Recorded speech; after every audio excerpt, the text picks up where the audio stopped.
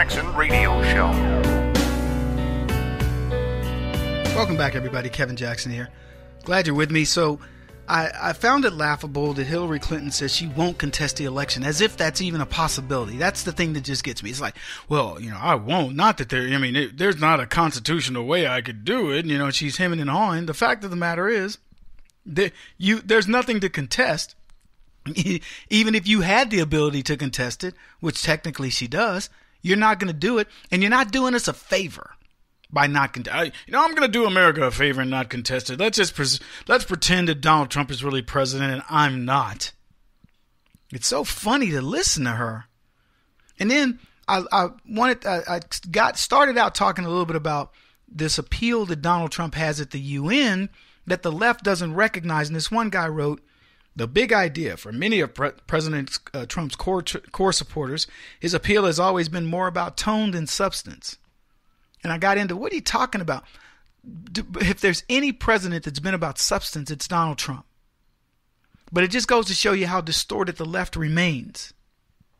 He says this: commentators often misunderstood his 2016 success by overly focusing on the specific policies he's proposing.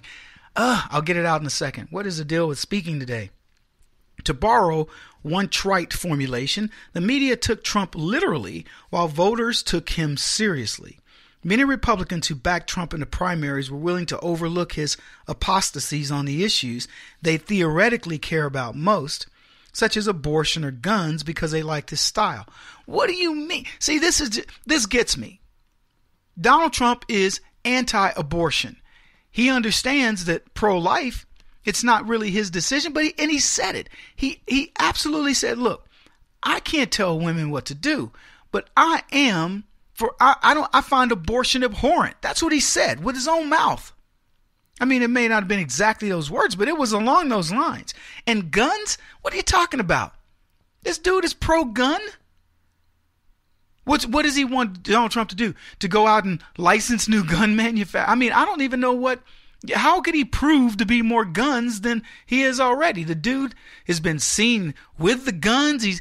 There is no legislation you will pass that will pass Donald Trump's desk that infringes on the rights of gun owners. Nothing. What are they talking about?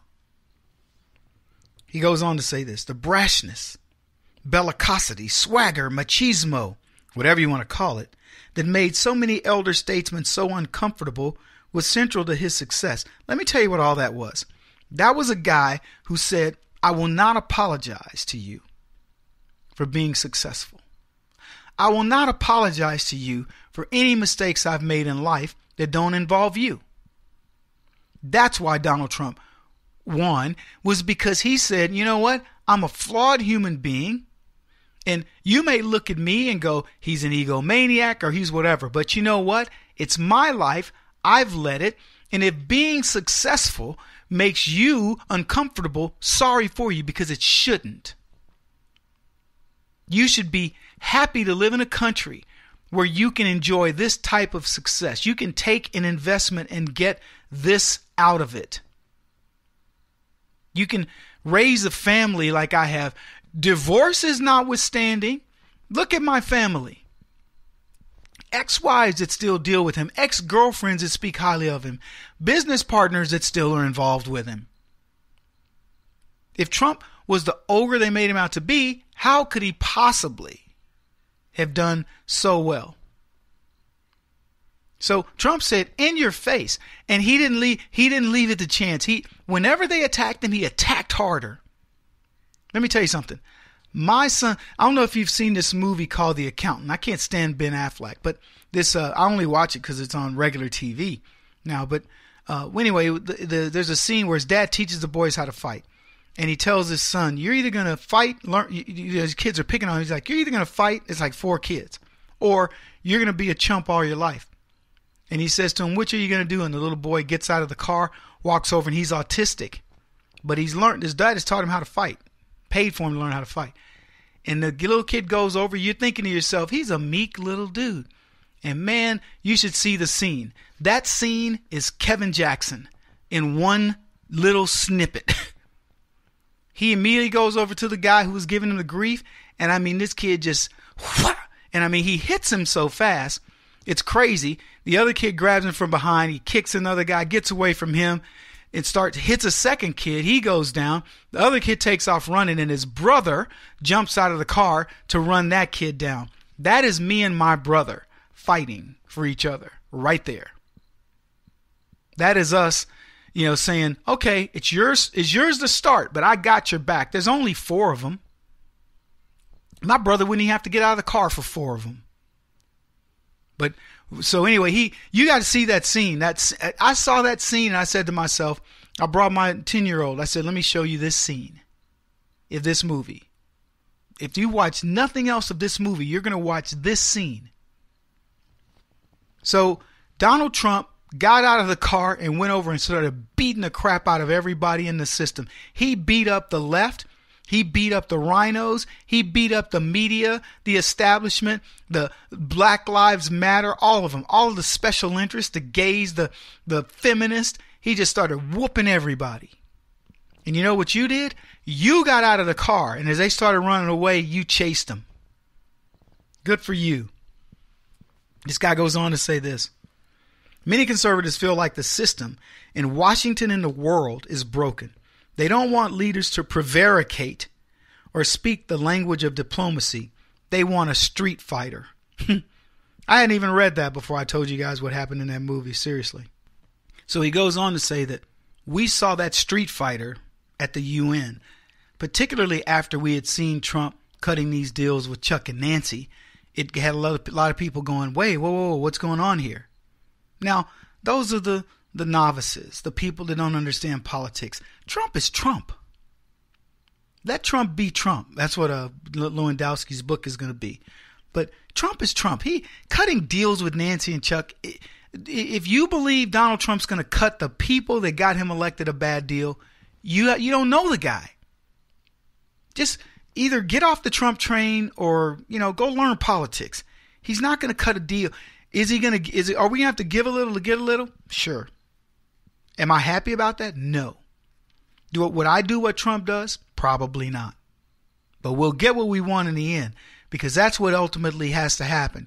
Trump takes a piece of land and builds you a magnificent property. That's what he does. So give him the land, he'll build the property. He may have to grease the hands of a few union bosses or whatever, but you'll get your property. That's what you're looking for, right? Stop looking into the details, guys.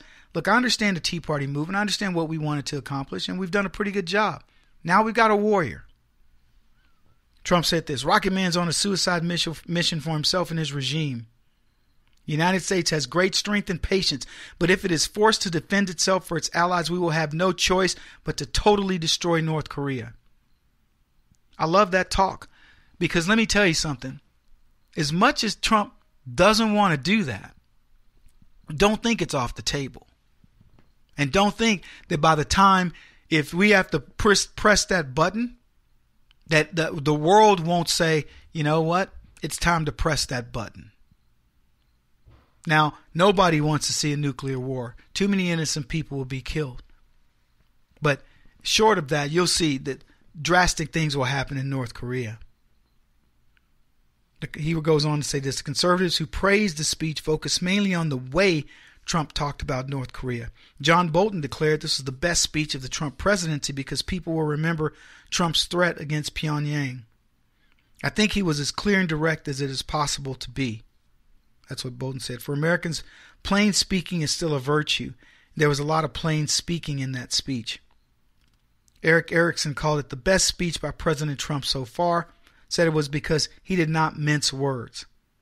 A White House contact told me that the president intended to wake up the United Nations to the threat North Korea poses on the world stage by using harsh language.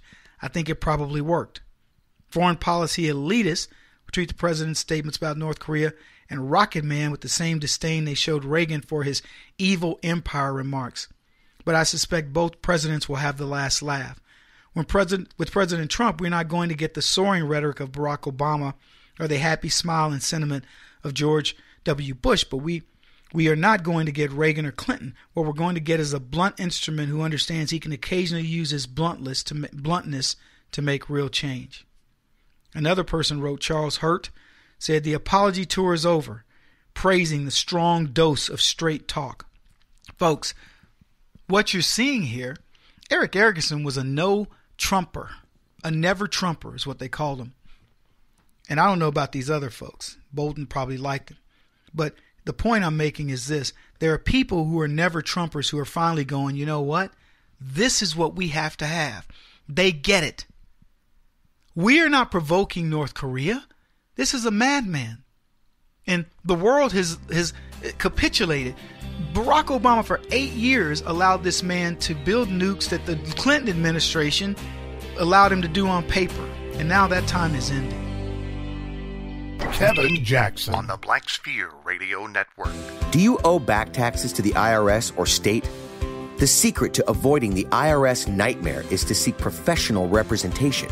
My friends at Security Tax Associates provide the most cost-effective and ethical representation in the industry while helping to avoid seizures, levies, and wage garnishments.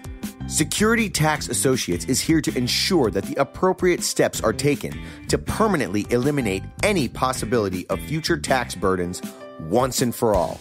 For a free, no-obligation consultation, contact Security Tax Associates, 844-779-4177. That's 844-779-4177. 844-779-4177. Or visit them at securitytaxassociates.com.